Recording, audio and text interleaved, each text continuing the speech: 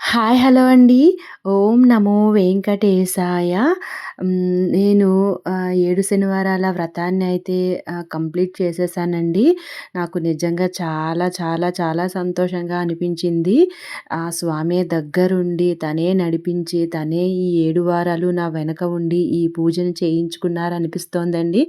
చాలా భయపడ్డాను. చెయ్యాలి అనయితే మనసులో ఉంది. కానీ ఎలా చెయ్యాలో, ఏం చెయ్యాలో, పద్ధతులేంటో ఏమీ తెలీదు.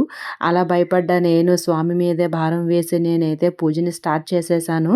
పూజ చేయాలనుకునేటప్పుడు చాలామంది చెప్పినవి వీడియోస్ అవన్నీ చూశాను. ఎలా చేయాలి ఏంటి అనేది.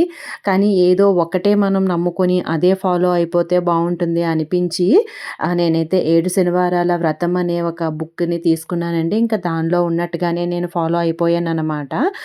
దానిలో ఏంటంటే ఇలా మార్నింగ్ టైంలో 2 పెద్ద ప్రమిదల్లో ఒక ప్రమిదలో 4, ఒక ప్రమిదలో 3 అంటే మొత్తం 7 ఒత్తులు వచ్చేటట్టుగా దీపారాధన చెయ్యాలి అని ఉంది. సో, అలా దీపారాధన చేసేసుకొని 7 అగరబత్తులు, తర్వాత 7 నువ్వుల ఉండలు, ఇంకా పళ్ళు అవి మన ఇష్టం. ఇంకా అలంకరణ అయితే అది కూడా మనకి ఉన్నంతలో మనకు నచ్చినట్టుగా స్వామిని మనం అలంకరించుకోవచ్చు. ఇలా అయితే నేను పూజని చేసుకున్నానండి. ఈ పిండి ప్రమిదల గురించి పుస్తకంలో అయితే ఎక్కడా లేదండి. కానీ స్వామివారికి చాలా ఇష్టం కాబట్టి 7 పిండి ప్రమిదలు ఒక్కొక్క దానిలో 3, 3 ఒత్తులు వేసేసుకొని మార్నింగ్ టైంలో పూజనైతే ఇలా కంప్లీట్ చేసుకునేదాన్ని. ఇంకా సాయంత్రం టైంలో ఏంటంటే ఈ మధ్యలో ఉన్న పిండి ప్రమిదలను తీసేసుకొని మళ్ళీ మంచిగా అలంకరించుకొని ఈ 2 ప్రమిదలలో మళ్ళీ ఒక దానిలో 3, ఒక దానిలో 4 అలా 7 ఒత్తులు వేసుకుని నైవేద్యంగా అన్నం, పప్పు మనకప్పుడు ఏది కుదిరితే అది పులిహోర, ప్రసాదం ఇలా చేసి స్వామికి నైవేద్యం కింద పెట్టి సాయంత్రం టైంలో ఎవరైతే అతిథి ఇంటికి వస్తున్నారో వాళ్ళకి భోజనం పెట్టి ఆ తర్వాత నేను ఉపవాసాన్నయితే చెల్లించుకునేదాన్ననమాట.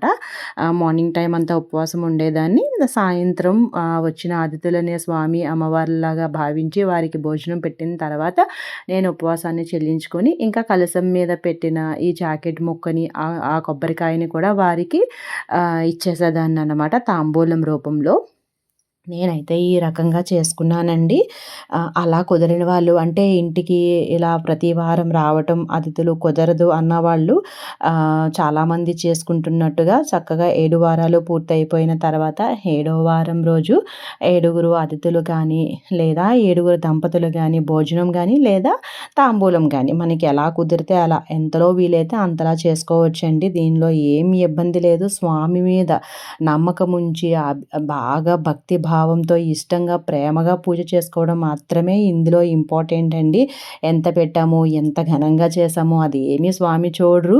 అవేమీ అసలు స్వామికి అవసరం లేదు కూడా. ఆయన దగ్గర లేనిదే ఉందండి. మనం అలా అలంకరించుకొని ఆ సమయం అంతా స్వామి గురించి ఆలోచించుకొని ఆ సమయం అంతా స్వామి మీద భక్తి భావంతో ఉండడము ఎంత భక్తితో చేశాము అన్నది మాత్రమే అక్కడ ముఖ్యం అన్నమాట. తప్పకుండా స్వామి మన మొర ఆలకిస్తారు. అంటే మామూలుగా మనం పూజ చేసుకున్న స్వామి మన మాటలు ఆలకిస్తారు. మనకు కావాల్సినవి చేస్తారు. కానీ ఇలా ప్రత్యేకంగా చేసుకుంటే మన మనసుకి చాలా ప్రశాంతంగా ఉంటుంది. ఆ సమయం అంతా స్వామి గురించి ఆలోచించవచ్చు. అంతే, అంతకు మించి ఏం లేదు. ఇలా తాంబూలం ఇవ్వడము, భోజనం పెట్టడం అవి కూడా అందరితో కలిసి సోషలైజ్ అయ్యి మనం మంచిగా ధర్మంగా ఉండడం కోసం. అంతేగాని అది చెయ్యకపోతే మనం పూజ చేయకూడదు అని అయితే ఏం లేదండి. చేసుకోవచ్చు, చక్కగా చేసుకోవచ్చు. మనకి కుదిరినంతలో మనకి ఎంత నైవేద్యాలు ఏం మనం చేయగలం అవి మాత్రమే చేసుకోవచ్చు. 7వ వారం మాత్రం నేను ఇలా 7 రకాల నైవేద్యాలు పెట్టానండి.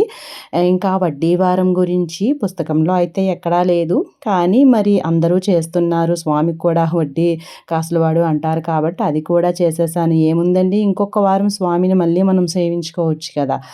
థ్యాంక్ యూ అండి. Thank you so much.